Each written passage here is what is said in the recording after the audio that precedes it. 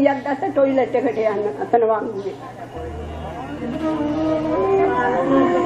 අන්න නෑ බොන්න නෑ කලන්තේ හැදුන වතුර බින්දුවක් නෑ. නියම සංවිධානය. ඊයේ රෑ ඉඳලා ඉන්නේ කන්නක් නෑ වතුරක් නෑ මොකුත් නෑ. මාර්ගයේ සලසන්න මේ වාහන නවත්තලා හරි ගමන්නේ වරුවක් ඉන්න බස් එකේ නවත්තලා හරි අනුර කුමාර දිසානාගේ ජනාධිපතිතුමාට කියන්නේ මේ මාර්ගයේ සලසන්න කියලා මේ දාතු පෙන්නනවා නම් දාතු බලන්න මිනිස්සුද මේ කරදරෙන්නේ නැතුව බලන්න කියලා. මිනිස්සුද ගොඩක් දුක් විඳලා බලන්නේ ගොඩක් දුර ඉඳන් එන්නේ. අපි උනත් ගොඩක් දුර ඉඳන් ඊයේ රෑ ඉඳන් පොඩිනේ ඉන්නේ. ඒ හින්දා කියන්නේ මාර්ගය හොඳට සලසන්න කියලා. නිකන් මේ වාහන වලට විතරක් යන්න පොලිසියෙන් එන්න වාහන අයින් කරන මිනිස්සු දිහා බලන්නවත් නැහැ. එහෙමද කරන්න ඕන. අපි වෙන්දට තියෙන නේද දැන් පෙරහැර බලන කාට හොඳ සලකුමක් තියෙනවනේ. ඒ වගේ මේ ධාතු බලන්න ගොඩක් දුක් විඳින්න ඕන. මොකද පෙරහැර හැම අවුරුද්දකම බැලුවා අපිට. ධාතු බලන්න බෑනේ. ධාතු බලන්නේ අවුරුදු මේ සැරේ බලන්නේ අවුරුදු 16කට සැරයක්. අනිවාර්යෙන් ඒ හින්දා මේ මාර්ගය සලසන්න කියන්නේ හොඳට බලන්න. එතකොට මීට වඩා ජනතාවක් අද එනනම් ධාතු බලනවා මාර්ගය සලසනකොට අපි මෙහෙම ඉඳදී පිටපස්සේ ඉඳන් එන ජනතාව ඔක්කොම ඉස්සරහට ගියා. කොච්චර අසාධාරණද? ඒ මිනිස්සු අද ඇවිල්ලා අද ගිහිල්ලා ධාතු බලනවා. අපි ඊයේ රෑ ඉඳන් පොලිසියට තාම බලලා නැහැ. තුන් දළදා සමිති පිහිටයි. ලංකා වාසී සියලුම බෞද්ධ ජනතාව මේ අවස්ථාව වෙනකොට දළදාව වැඳ පුදා ගන්න දළදා මාලිගයේ වෙත නැත්තම් මහනුවර දක්වා ලංකාවේ විවිධ ප්‍රදේශවලින් යනවා. මේ යන බෞද්ධ ජනතාවගෙන් වැඩි පිරිසක් මේ දළදා වැඳ පුදා ගන්න යන්නේ ජීවමාන බුදුන් වහන්සේ තමා තුලින් නැත්තම් තමාගේ දෙනෙත් දෙකෙන් ඇස් දෙකෙන් දැක ගැනීමේ චේතනාවෙන්. නමුත් බුදුන් වහන්සේ දේශනා කළා තියෙන්නේ ජීවමාන බුදුන් වහන්සේ දකින්න නම් ධර්මය තමා තුලින් දකින්න කියලා. ඒක බුදුන් වහන්සේ උපමාවකින් නැත්තම් බුදුන් වහන්සේ යම්කිසි කාරණාවකින් පෙන්වන්න කළා තියෙනවා. වක්කලීට බුදුන් වහන්සේ දිහා බලන් ඉන්නකොට කියන වක්කලී මා දිහා බලන් ඉන්න එපා ධර්මය තමා තුලින් දකින්න කියලා.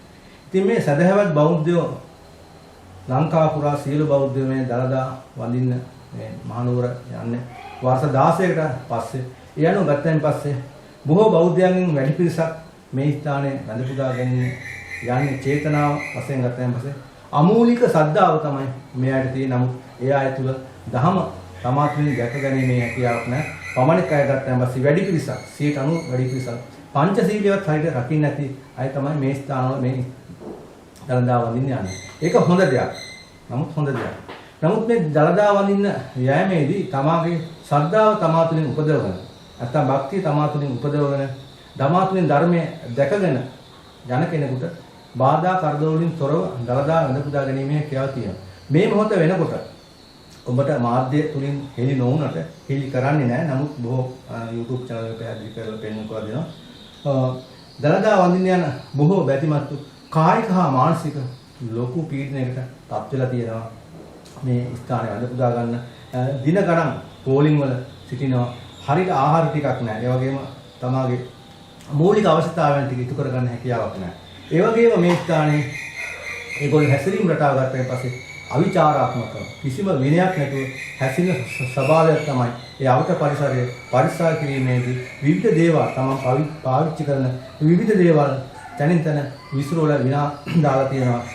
කිසිම විනයක් සංවරයක් නැති බෞද්ධ පිරිසක් වශයෙන් ඒ අයගේ තමන්ගේ මනෝභාවය නැත්තම් ශ්‍රද්ධාව භක්තිය කොතනද තියෙන්නේ කියලා මෙන්න මේවා දැක ගැනීමේදී අපිට හිතා ගන්න පුළුවන් මේ බෞද්ධ ජනතාව මේ ස්ථානට යන්නේ අමූලික ශ්‍රද්ධාවෙන්. ඒත් අමූලික ශ්‍රද්ධාවෙන් යන අය ගම්වල වශයෙන් ගත්තන් පස්සේ අපේ ගම්වල දැට 60ක් 70ක් ගිහිලා තියෙනවා. මේ මොහොතේනොත් තාම දළදා ගන්න පුළුවන් කමක් වෙලා නැහැ.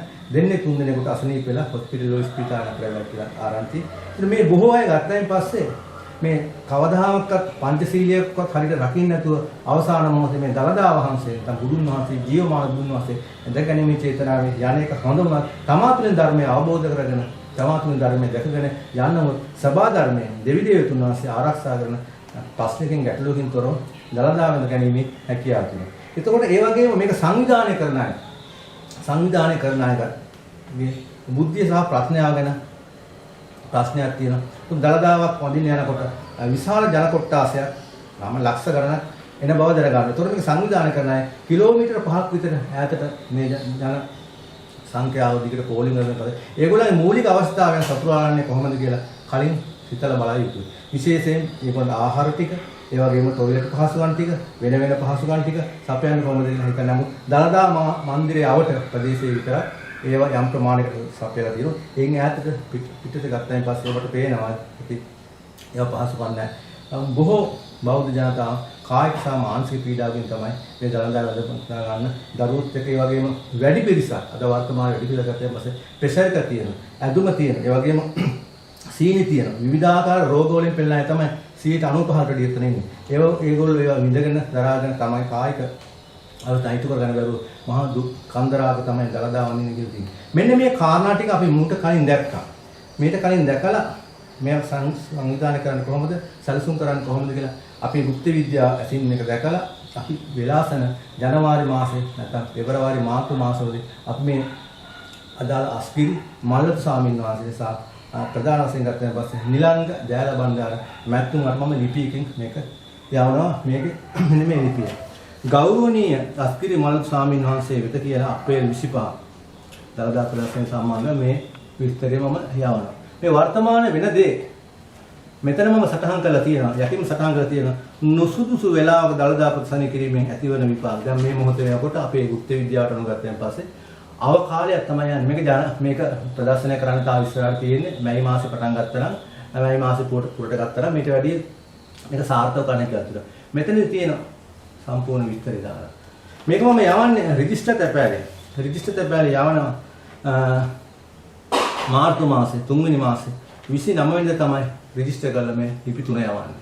ඒත් මේ වර්තමානයේ මේ වෙන තත්ත්වය අපි කලින් දැකලා මේ සැලසුම් කරලා මේ විදිහට කරන්න කියලා තමයි උන්වහන්සේලාට සහ ප්‍රධාන සංවිධායක නැත්නම් දළදා ආරක්ෂා කරන නිලංග දයාල බණ්ඩාර නැත්නම් දියවඩන නිලබිතුමාට යවන්නේ. ඒවා ඇත්තට ඒගොල්ලෝ ගණන් ගන්න. මොකද ඒගොල්ලෝ මේ හැම දෙයක්ම මේ ආය වර්තමාන දේශපාලඥයත් ඒ වගේ බෞද්ධ ජනතාවත් සාමීන් වහන්සේලා මේ හැම දෙයක්ම බලන්නේ භෞතික සහ ලෞකික දෘෂ්ටිකෝණය. නමුත් මේ දළදා වංශිකයන් ආධ්‍යාත්මික දෙවි දේතුන් වහන්සේලා ආරක්ෂා කරන කිස්සිරිබයන් රජතුමා දීර්ඝ වශයෙන් ආරක්ෂා කරන් ඉන්න ආධ්‍යාත්මික ගුණධර්ම පෝෂණය කිරීමේ, මනුෂ්‍ය ගුණධර්ම පෝෂණය කිරීමේ දෙවි දේතුන් වහන්සේ ආරක්ෂාට ගෙනාපු වස්තුවක් තමයි දළදා වංශිකයන්. අන්න ඒකට තියෙන ගෞරවයේ පාත්‍රය නැති වෙන ආකාරයට වෛරය, දේශය, ක්‍රෝධය හට ගන්න ආකාරයට බෞද්ධ ජනතාව ආකාරයට මේ මොහොතේ මේ සැලසුම් හැදලා තියෙන්නේ. මේ දළදා ප්‍රදර්ශනයේදී කටුසුදුනේ. හැබැයි දළදාව වැඳලා අවසන් වෙලා එළිය දෙනකොට කියන බුදුන් වහන්සේ දැක්කා සමාන කියලා උද්දච්ච මානකින් තමයි බොහෝ බෞද්ධයන් අර කලින් බැන ඉඳලා දේශපාලනඥයට බැන්නු සංවිධායකයට බැලලා ඊට පස්සේ වැඳලා එළියට බහිනකොට ඊට පස්සේ උද්දච්ච මානකින් බුදුන් වහන්සේ දැක්කා සමාන කිය මානකින් ඊට බැහැරෙනවා. ඉතින් මේවාකින් හැවටෙන්නේ අදාළ කෙනෙක් හැවටෙනවා බෞද්ධ ජනතාව අතර. නමුත් දළදා වංශයේ ආරක්ෂාව වගේ දළදා වංශිකී ගෞරවයේ පාත්‍රය අපි අනිවාර්යෙන් ඒක අගය කොට යුතුයි. බෞද්ධ ජනතාව විසින් අනිවාර්යයෙන්ම ශ්‍රද්ධාව තමා තුළින් ධර්මය තමා තුළින් දැකලා අවබෝධ ලබාගෙන අන්න ගිහින් දළදා වඳින්න යන්නේ. අන්න සම්මත දෘෂ්ටි දෙවියන්ගේ පිට තමට ලැබෙනවා. අන්න එතකොට දළදාව වඳ ගන්න පුළුවන්. ඔය බාහිර කාර්යදර ප්‍රශ්න මුකුත් වෙන ප්‍රමාණය අඩුයි. කොහොම හරි දළදාව වඳ ගැනීම හැකියාව තියෙනවා. මොකද මේ දළදාව වඳ ගැනීමේදී අපි මේ දීර්ඝ ගවේෂණයක් කරපු නිසා දන්නවා බොහෝ ප්‍රශ්න ගැටලු මැද්දේ තමයි මේක වැඳ ගන්න වෙලා තියෙන්නේ. නමුත් වැඩි කොටසකට අවසාන මොහොතේදී මම මේ මොහොතේ කියන අවසාන කොටසේ වැඩි කොටස මේක දළදා වැඳ පුදා ගන්න හැකියාවට ලැබෙන්නේ. දේශයෙන් වෛරයෙන් රටේ පාලකය කරේ දේශයෙන් සංවිධායක කරේ දේශයෙන් අවසාන මොහොතේ දළදා වස්තු දන්ත ධාතු කරේ දේශයෙන් තමයි මිනිස්සු ආපහු හැරිලා ඉන්නේ. එවැනි තත්ත්වයකට මේ රටපත් වුණොත් මේ රට සෞභාග්‍ය උදා වීම නෙමෙයි, කාට වැසි ලැබීම නෙමෙයි, සංවර්ධනය වීම නෙමෙයි, ආර්ථික සංවර්ධනය වීම නෙමෙයි, ආධ්‍යාත්මික පැත්ත දියුණු වීම නෙමෙයි, විනාශ වීම තමයි දියුනේ. ඒක තමයි මම පැහැදිලි කරලා දෙන්න උදේ. ඒ නිසා මෙන්න මේ වීඩියෝ පෙළ ඔබට බලාගත්තන් පස්සේ ඔබට තේරුම් ගන්න පුළුවන් දළදා වහන්සේ වඳ පුදාගෙන යන ජනතාව මොන ආකාරයකද මේ සම්බන්ධව ප්‍රතිචාර දක්වන්නේ කියලා. ඒකේ ඉඳලා අපි මේ ඉන්නේ. ඒ තාම දළදා වඳින්න බැරුණා කන්න මොන වතුර නම් තියෙන තියෙනවා. සාමාන්‍ය අන්තර වතුර වෙන කිසිම පහසුකමක් නැහැ. අඩුම ගානේ යන්නවත් පිළිවෙලට හදලා නැහැ නේ. ඉතින් මේ යන හැටි පේනෝනේ. එක්නට මෙහෙම බැස්සේ මේ වෙනකම් වතුරවත් නැහැ අපිට. අපි ආයේ මොනරාගෙන ඉඳලා. ඉතින් පුදුම තරම් වෙහෙතර පතරන්නේ වයසක අය පොඩි අය අපි මේ ලෙඩ්ඩු පොලිසිය හිටියට කිසිම පාලනයක් නැහැ. මිනිස්සු ඔහේ යනවා මේ පේනෝනේ ඉන්න මේ නිකන් එන මිනිස්සුත් එක්කම තමයි මේ පොලිමේ හැදිලා තියෙන්නේ. ඉතින් මේ වෙනකම් අපි තාම මේ පැවරවම හරියටවත් යන්න විදිහක් නැහැ. ඉතින් ඇත්තටම තේරුම් ගන්න ඔච්චර පොලිසියෙන් මේ රට වාහන එක්ක මුලින් පාලනය කරන්න දෙනවා. පළාත් පානුව රට වාහන මේකට ගෙන්නන්න දෙන්න දිසාපත් ලහරා. ඔය ඕනක හැම්මලක් කරන්න දෙන්නේ මේ මිනිස්සු මේ මෙච්චර දෙයක් කරන්නේ. මේ මොනවාද මේ රජයේ මේ වැඩ පිළිවෙල. ඒක තමයි කියන්න තියෙන්නේ. මේ අඩුපාඩු සෙනකට. මේ අර පෙනඩෝල් පෙත්තක්වත් ගෙනත් නැති අය ඉන්නවා. ඒ අයට එහෙම නැහැ. අනිත් අය දෙනවා. වතුර නැහැ. ටොයිලට් පහසුකම් එක තැන සෙනඟ පොලිමේ ඉන්නකොට ගෙනත් හයි කරේ. ගොඩක් අඩුපාඩු තියෙනවා. පොලිමේ බස් වලින් සෙනඟව ගෙනත් බස්සනවා පොලිමට එකතු වෙන්න කියනවා. පොලිමේ රෑ ඉඳලා එන අය අපි රෑ එකේ ඉඳලා පොලිමේ හිටියේ. අර අදාව අය බලලා ගිහින්. වලින් බොරු කිව්වා අපිට වතුර තියලා ඉති පාසුකම් නැහැ. සුවසේ ඉන්න පුළුවන් කිව්වා. මේ කිසි දෙයක් නැහැ. අපි මේ හිරේදී එකේ විතර ඉඳලා වතුරක් දැතුව මේ දුක් විඳිනවා පොලිම වල හිර වෙවි. නැත්ත කතාව ඒකයි. මේගොල්ලෝ බොරු කරන්නේ කාටද කියලා අපිට අහන්න තියෙනවා. ඒ වගේ උතුම් ක්‍රියාවක් අත්‍තරම ජනාධිපතිතුමා කරද්දී මේ වගේ අපිට මීඩියා වලින් දුන්නා මේ වගේ සනීපාරක්ෂක පහසුකම් තියෙනවා, ජලය තියෙනවා, ඒ සෑම දේම තියෙනවා කියලා. නමුත් මේ පොලිසිය වුණත් විධිමත් ක්‍රමවේදයක් නැහැ මේකේ. පොලිම් හදලා තියෙනවා යන්න. අපි ඊයේ ඉඳන් ඇත්තටම අපිට කෑමක් බීමක් මොකුත් නැතුව අපි මෙතන බොහොම අසරණ විදියට ළමයි පොඩි ළමයි තියාගෙන ඉන්නේ. ඒ වගේ මාධ්‍ය වලින් උනත් ප්‍රචාරය කරන්න හොඳ නැහැ. මාධ්‍ය වලින් උනත් හොයා බලන්න ඕන හරි දේ වෙන්න. ඒක තමයි කෙරෙන්න ඕනේ මේ වගේ. ඊයේ ඉඳලා වගේ ඉන්න වතුර වල නැහැ. පොලිමෙන් මිනිස්සු ගනිනවා. අපි වැටිලා තුවාල වෙනවා. අපිට වතුර ටිකක් ගන්න නැහැ. අපිට කන බොන දෙයක් කිසිම දෙයක් නැහැ. දෙනවයි කිව්වට කිසිම දෙයක් මොකද. අපි 100ක් ගත්ත ටොයිලට් එකට යන්න අතන වංගුවේ. කන්න නැහැ, බොන්න නැහැ, කලන්තේ හැදුනා වතුර බින්දුවක් නැහැ. නියම සංවිධානය. ටීවී වල ඔයලාට ටීවී වල අපි හිතුවේ නෑ මෙහෙම වෙයි කියලා. ඔව්. ඊයේ රෑ ඉඳලා ඉන්නේ කන්නත් නැහැ, වතුරත් නැහැ, මොකුත් නැහැ. වැවරවුම කියන රතු බෝක්කුව ගාව මේ පිට ඉන්නවා මේ ඉන්න සෙනගෙන් 4න් 3මාර. අනිත් භාගේ තමයි ඉතුරු වෙන්නේ.